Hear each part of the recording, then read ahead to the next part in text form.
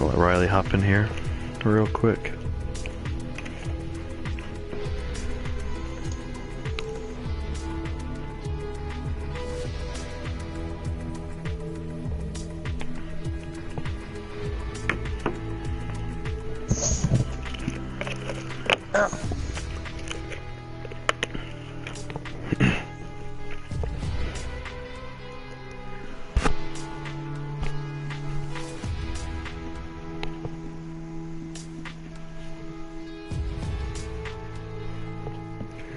Alright, let's go ahead and go. What's going on, everybody? Corbin and Kyle from RKCG Gaming, and today we're just going to be going over our mock off-season predictions and hopes for our favorite teams. My favorite team is the Patriots, Kyle's is the Colts, and since the Colts have the higher pick in the first round, Kyle, who do you want them to pick? Yeah, what's going on, everybody? Actually, I have a few different options for the Colts and what they should do. At first, as a Colts fan, off the board, Saquon Barkley immediately jumps out at you. I'm a huge Ohio State fan, so seeing Saquon Barkley for the past 3 years, you just immediately recognize that this guy is a stud running back. You have a mixture between Le'Veon Bell and him. A little bit of Zeke, you can just tell he's going to be a star in the league. But then also, you look at Chubb from North Carolina State, and this guy has the potential to be a 10-plus sacks in his rookie season. So I think, you know, my gut reaction was Saquon Barkley immediately, but now as I get more into like the Colts' needs per se, and looking at their second and third round picks, because they do have a high second round pick. I think the first pick, they can either draft Chubb off the board at number 3, and a lot of this is going to depend on what the Giants do it too, obviously, because if they go with Josh Allen, that's good. That's going to be a tough decision, passing up on Saquon, just because he is so great. So, and they could lose Gore in the offseason as well. Gore's contract is up. Right, but I think you got to let Gore go. You got to let Gore go. Yeah, he's old. Mac is ready. Mac had some big runs last year. He's a very underrated pick for the Colts last year, in last year's draft. But I think they could just go ahead, pick Chubb. It's not a bad pick. I mean, you're looking at he's a monster. Stud. You're looking at maybe a Mathis for the next 10+ seasons, or you could trade that, like we saw in last year's draft. Teams going crazy to trade up for these quarterbacks, like a Darnold or a Rosen. But I expect Darnold to be off the board at 1. But if the Giants don't pick Rosen at 2, you're going to look at the teams like the Denver Broncos, the Jets, trading up to that 3 spot for the Colts, and possibly giving them a first-round pick for next year, just to jump up a few spots and snag a guy like Allen from Wyoming, or Rosen from UCLA. But if you do drop back, you know, then you just, and the team picks a quarterback, then you're looking at Fitzpatrick from Alabama. Then you're looking at Hooker and Fitzpatrick running your secondary for the next 10 years. And that's next decade, that's a ball hawking. You're looking at the Seahawks right there with Chancellor and who's the other guy across the Thomas. Thomas, yes. So I agree. And then you can do your Patriots first pick, but along with going with Chubb, I have, like, in the second round, the Colts adjusting that. The Colts addressing that running back gap, and thinking that Mac won't be the guy who takes every handoff. So the second round I also have, and then we can go back to the Patriots in the first. Then picking Darius Juice from LSU, or Nick Chubb from Georgia. I think both guys, running backs in the SEC, have proved themselves. Juice being was a younger running back under Fournette, so he kind of learned from Fournette a little bit, and Chubb had an amazing year. So I think you address the running back. If you don't address it in the first round, Barkley, you definitely address it in the second round with Juice or Chubb. Instead of Gotcha. that, first 2 picks. So I think the Colts have a lot of flexibility. Where I think the Patriots should go with their first round pick, I really like Dorrance Armstrong from Kansas. He can play as a defensive end, he can play as an outside linebacker. Had a monster season. He had 63 tackles, 9.5 tackles for loss, 2 sacks, 3 forced fumbles. He's a monster. And I watched him play all year, and the Patriots lack pretty much everything on defense, really, especially the front 7. And Dorrance Armstrong can do pretty much whatever you want. He can play D-line, he can play linebacker, he could really even play interior linebacker if he had to. So I think adding him would add a ton of depth. And with Hightower's injuries the last couple of years, you really can't rely on him as much as you used to. So I think having Dorrance... Harrison's up there. And So yeah, Harrison. Yeah, exactly. And I don't know, I think Dorrance would be like a perfect fit as long as he falls, because I honestly doubt that he even falls to 31st or 32nd pick. But now, does it at all concern you that he's coming from a team like Kansas? Because part of me with the Chubb situation is he's coming from North Carolina State, which that's not a premier football program, and I get, you know, you don't have to come out of a stud program, but he did play in the Big 12, which it's not a. That's not the worst. That's not the worst conference, but it's it's not the best. I think it's second worst if you're gonna. I mean, like Carson Wentz played at North Dakota State, so you can't really base it off of that. But I'm just saying. I think just watching him, does it all concern I you really like the way. Kansas? I really like the way he looks. That doesn't bother me too much. I don't know. He's really good at getting off the ball, and his block. His block shedding is awesome. He had, 9.5 tackles for loss. He's a constant pressure in the backfield. So I think that would be the Patriots' best bet for the first round pick. And then for the early second round pick they have from the 49ers, I was thinking Taven Bryan, the defensive end from Florida. He had 37 tackles, 6 tackles for loss, and 4 sacks. That would be another D-end. That'd beef up the defensive line even more. Trey Flowers played good this year, but I don't know how long you can rely on him in the future.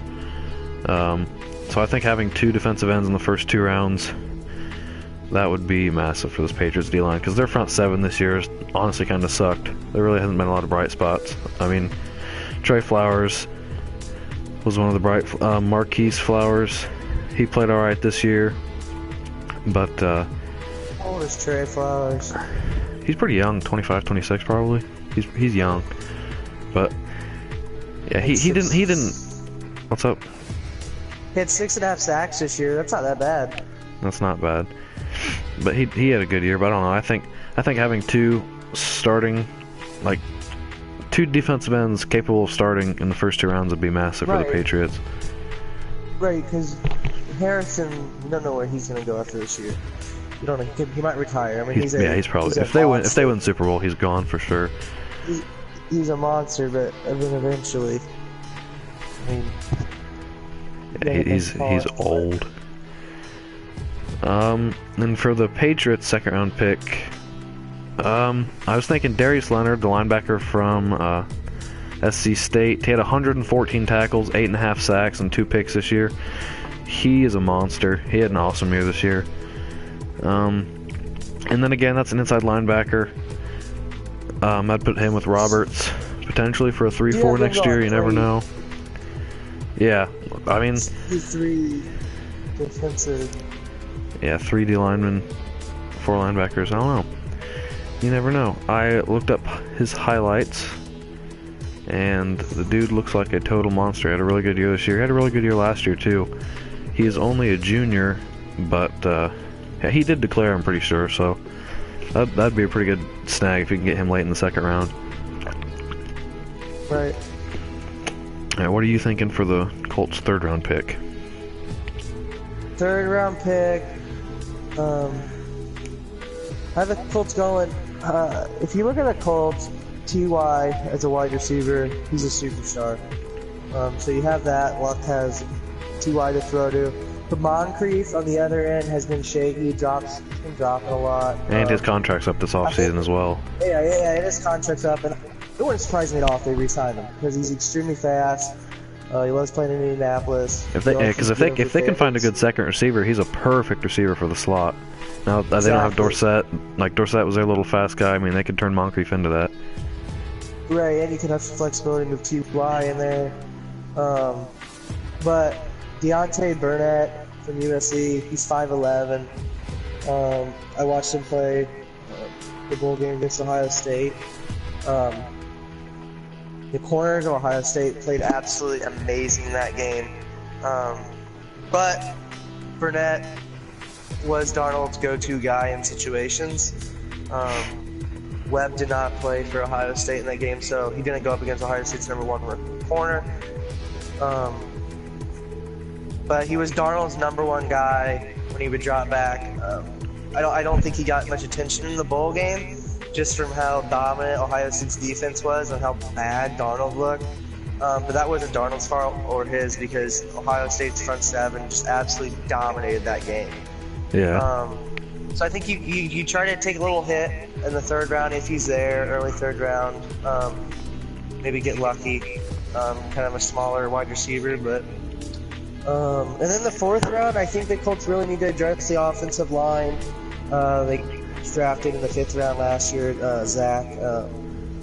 I'm blanking on his last name from USC. He didn't turn out. Zach Banner. He didn't turn out. They cut him before leaving the first regular season game from USC. But I think the 4th round pick, they should go Jamarco Jones from Ohio State. Big lineman. Massive. That'd be lucky if he fell that far, because he's a stud. Right, yeah. If he fell to the 4th round, I don't know, he might go in the 3rd. I remember as a freshman, him making so many mistakes, and now he just matured so much as an offensive lineman. So then you're looking at the Colts O-line, look at Costanzo, Mewhort. Mewhort's free agent, but I think they'll re-sign him. Costanzo, Mewhort, and Healthy Kelly, and then your right guard. Address that in free agency. I don't think there's a go-to right guard for the Colts to pick. And then you stick Jamarco Jones at right tackle if he's mature enough to play. Because if he's not, you can always that Colts O-line is fine to the left side. Think about this. They've had a 1,000-yard rush for the past 3 seasons, which that's very underrated, and I don't think... It's been very quiet, too. Frank Gore has been very quiet with that O-line, but he's been successful. But then you look at the Colts, the quarterbacks are sacked the most in the league, most pressured in the league. And it stems from that right side being awful. It also stems from Brissett rolling out of the pocket a lot and getting sacked, running away from his O-line. But luck and him do both. They hold on the ball so long. Yeah. And but I just really think if they can address that right side, you can stick Jones there. I don't know if he's going to be ready. He might need a few years to develop, but he's a low risk. Man, he's like 350, 315. He's just a low risk guy. Yeah, I gotcha. So that would address that, and then you could always sign the Colts have $90 million to spend in free agency. I really think you don't really address it in the draft because there's so many talented offensive players, and then that D lineman. We'll get to free agents here in a little bit, but yeah, I think the Colts definitely need to go the right side through free agency. Right, instead of on week 1 starting undrafted free agent from North Dakota. Like, that just blows my mind. It blows my mind. Oh, every week they're signing some dude off the practice squad to play right tackle. Yeah, I don't understand. It's pretty bad. I don't understand. But third round pick for the Patriots, I was hoping for Mason Rudolph, the quarterback from Oklahoma State.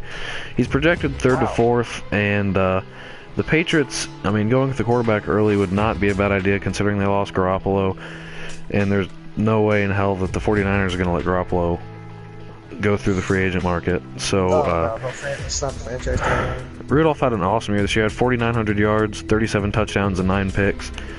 So I think having a quarterback that you could easily develop like Rudolph, kind of like a Garoppolo type player, kind of like Garoppolo with a little more size, I think that would be a massive pickup for the Patriots.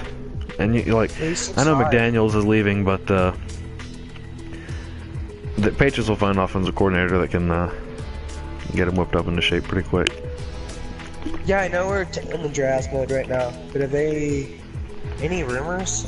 Like, I about haven't. OC or DC? Like, I haven't heard anything about it.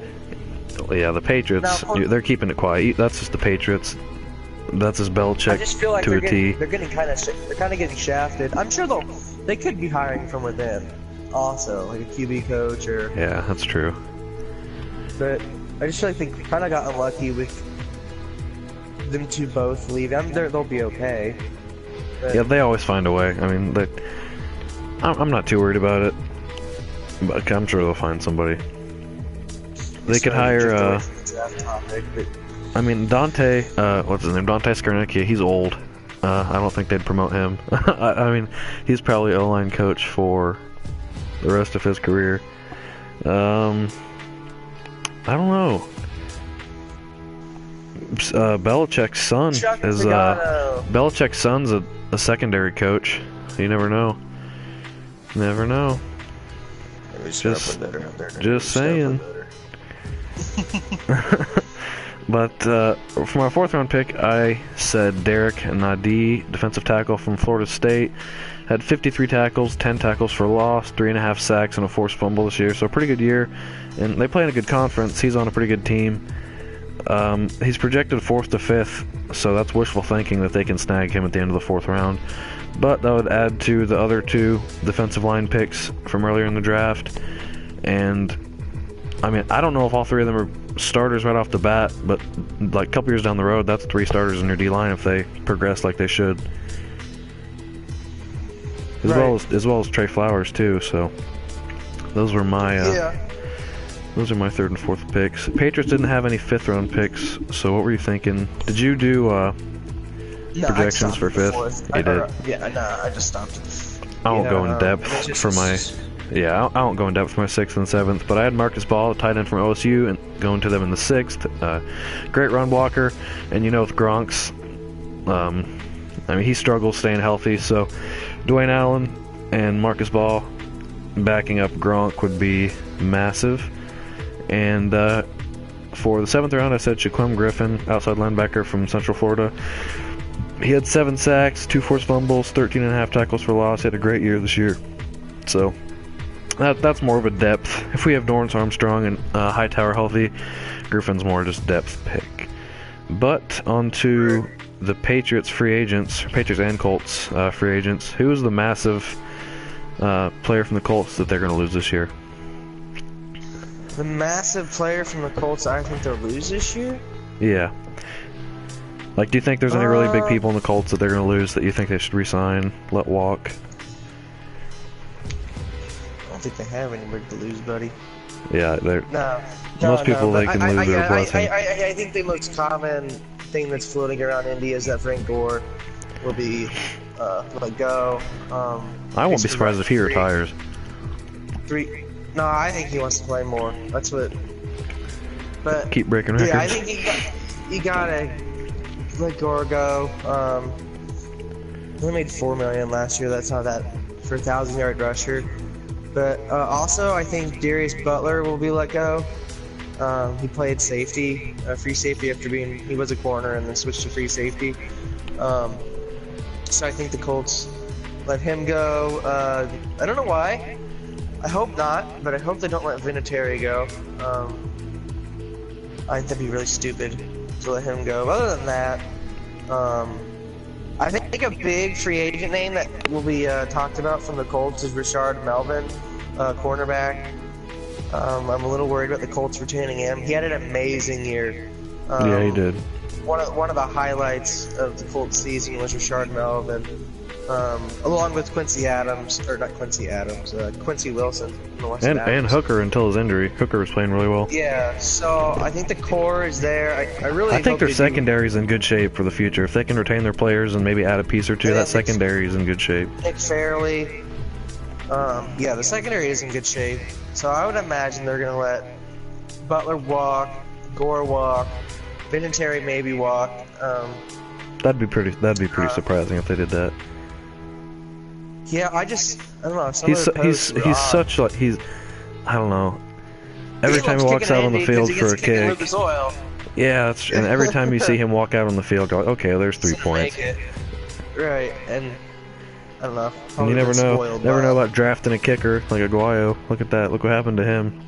So That was a bust. We could talk about that all day. yeah, we could have a How the 30-minute heck's- podcast about him. That guy's a chump. Okay, well, okay. Yes. Anyways, Patriots. They're like biggest free agents. I have a pretty unpopular opinion on this one. I think the Patriots should let Malcolm Butler walk. He's going to he's going to ask for a lot of money this year. I saw a thing said like based off of cornerbacks like in his statistical region, like size, and so, like they said that he's going to like ask for about 15 plus million this year, and he's just not worth that. Oh my gosh! Yeah, I've watched every Patriots game this year, and I see him continuously get burned, get crossed over, like get his ankles broken. Down the field on toss-ups, he's not what he should be. So I don't know. I think let him walk. I think we can, if not, find a cornerback late in the draft. Tremaine Johnson's a free agent. He made $16 million last year, but Tremaine Johnson is he's a monster, I think. Prince Amukamara, Brent Grimes. I really like Brent Grimes. He would be a pretty cheap option for probably the same like type of performance as Malcolm Butler, I think. Another one, Nate Solder. Definitely re-sign him. He's a franchise left tackle. Danny Amendola, with how he played in the conference championship, and he's just such a weapon that teams don't plan for, like as evidence as the championship. You know they weren't thinking about him in practice, and then he comes in and scores 2 touchdowns at the end of the game. Dude's just a monster. Yeah, I saw like a little report that he might, McDaniels might take a shot at him. Yeah, I wouldn't. I'm not going to be surprised if McDaniels takes a shot at most of the Patriots players leaving. But I'm thinking that got to resign Cam Fleming, right tackle. He played great this year. Got to resign Adrian Waddle, backup tackle. Solder has had injury issues in the past. He played great this year, but it never hurts having young talent. Waddle's 26 or 25, something like that, I think. So he's great depth. Got to re-sign Rex Burkhead. I think the running back core played great this year. Having like a 4-headed running attack is really hard to plan against for defenses. And I really liked watching Burkhead play this year when he was healthy. So obviously it signed Deion Lewis as well. He played really well. And that is about it for the Patriots free agents this year. I say just let Bolden, Batamosi, let them walk. Nate Ebner, Marquise Flowers. Probably re-sign Matt Slater. He's a captain. I doubt they're just going to get rid of him. Slater? Oh yeah, they'll re-sign him. Yeah, they'll re-sign him. As far as the NFL's free agents, I don't know. Drew Brees is a free agent this year, unrestricted. Most of these guys we're going to be talking about are unrestricted. I don't know. Drew Brees, what do you think about him? What's he going to do? I'm sure that he'll go back to the Saints. Yeah, they got to re-sign him, right? Yeah. I don't see them anyway. He goes somewhere else. I know. I think it was 2 off seasons ago when he had a little holdout in this training camp over a deal, but yeah, there's no way. It wouldn't. If he left, it wouldn't be because of Breeze, because it would be because of the front office. Because he made $24.5 million last year, but he did take him pretty deep in the playoffs. So I don't think he's going to make that much money this year, no matter where he goes. I saw a report maybe the Vikings would be interested in him, but I think they're going to keep Keenum. Yeah, I find it hard to believe that Saints are going to get rid of Drew Brees. No, I think because he stays put. Kirk Cousins is going to attract a lot of attention if he doesn't get franchise tagged for like the 18th time. Right, because they love to franchise tag him. No, they won't. I think his tag will be 38 million, 30. It was 20. It was 23 million this year. It's going to be ridiculous. Right, yeah. Right, and the whole thing was he's holding out for the gig in San Francisco, but then they traded for Garoppolo, so now it's like, where does he go?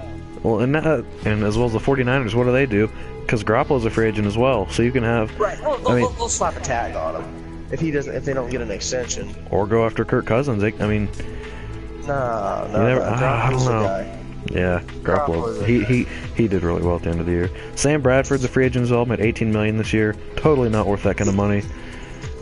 I just don't know where these guys are gonna go, Corbin, because the Jets are interested in Baker Mayfield, the Denver Broncos are interested in Allen. So I really have you don't know where they're idea going to go, but you know they're going to take pay cuts. Drew Brees is staying in New Orleans, I'd have to assume. Right. Sam Bradford, he'll be lucky to make half of that. He did lead the league in completion percentage last year. Yeah, but he's not worth $18 million. Not like flat last, not like 2016. Right now, but yeah. Yeah, so, I don't know. I just don't know where these guys are going to end up. Jay Cutler's a free agent. Fitzpatrick. There's a lot of like. These are a lot of guys that are probably going to get calls when quarterbacks get injured like halfway through the year. Right, but Bradford's going to want to start somewhere.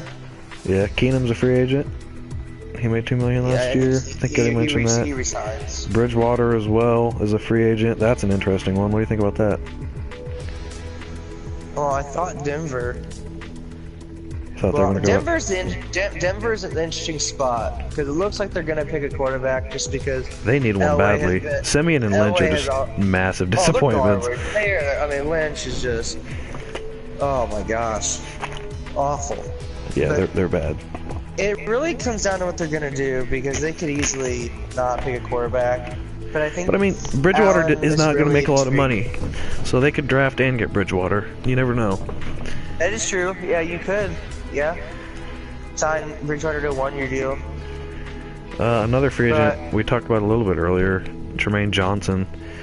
I would love to see him come to New England, but New England's not one for signing like big name free agents. Randy Moss is like one that comes to mind where they did, but I can't think of a lot of like big name free agents they've signed over the years.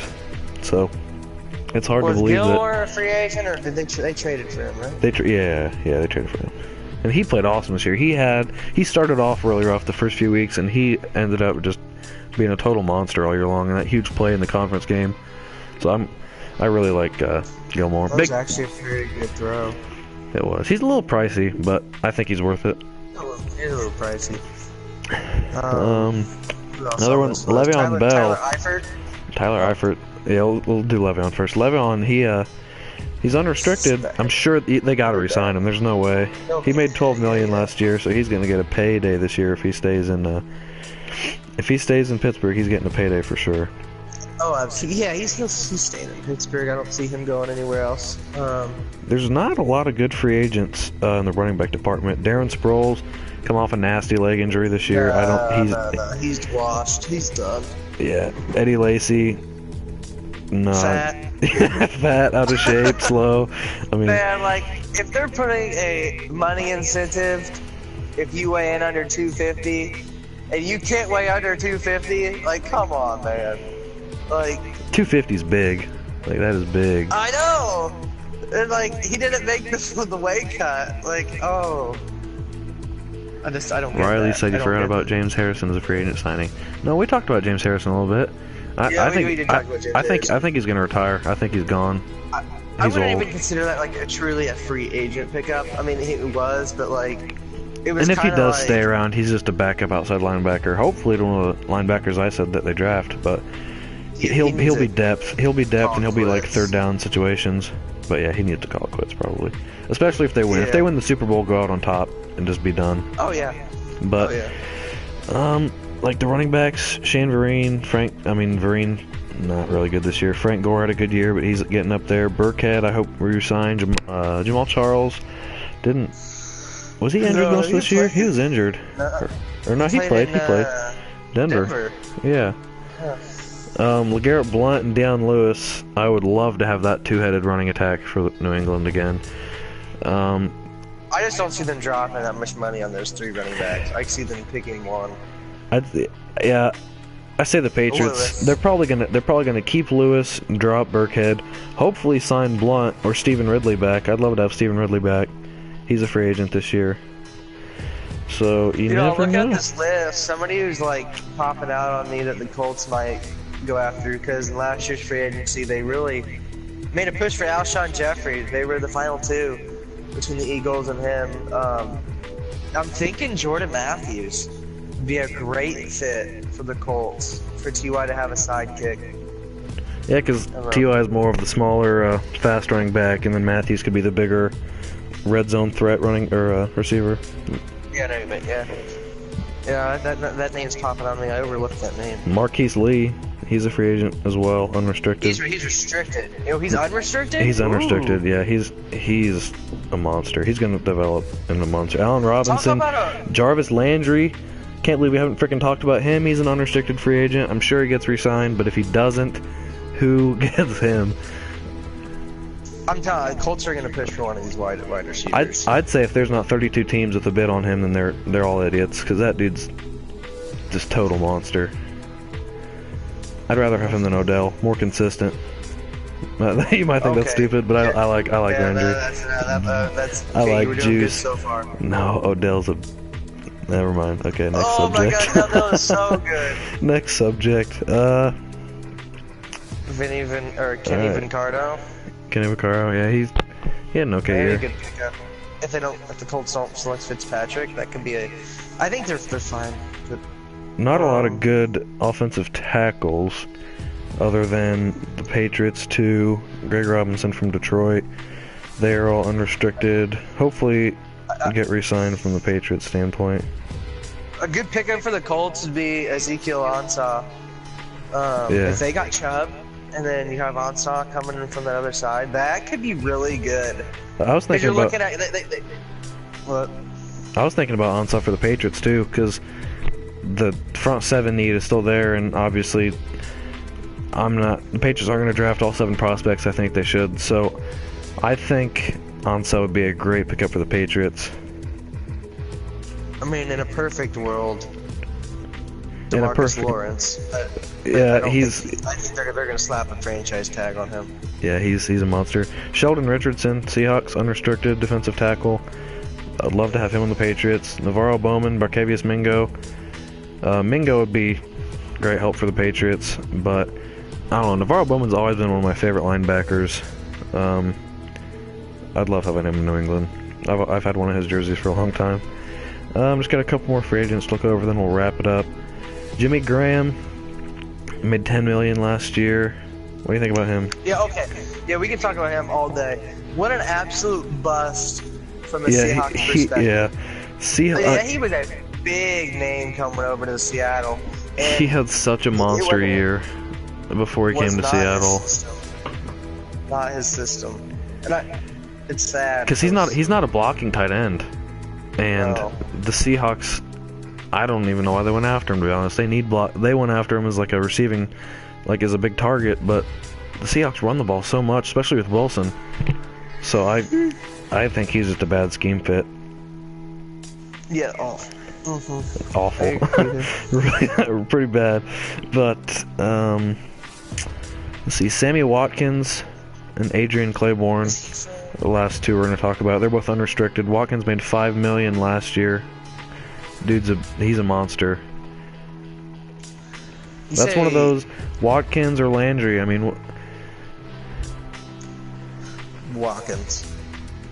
I say Landry. I don't know. I mean, they'd both be good pickups. And Landry's going to ask. He's coming off his rookie contract. He's going to ask for a lot of money.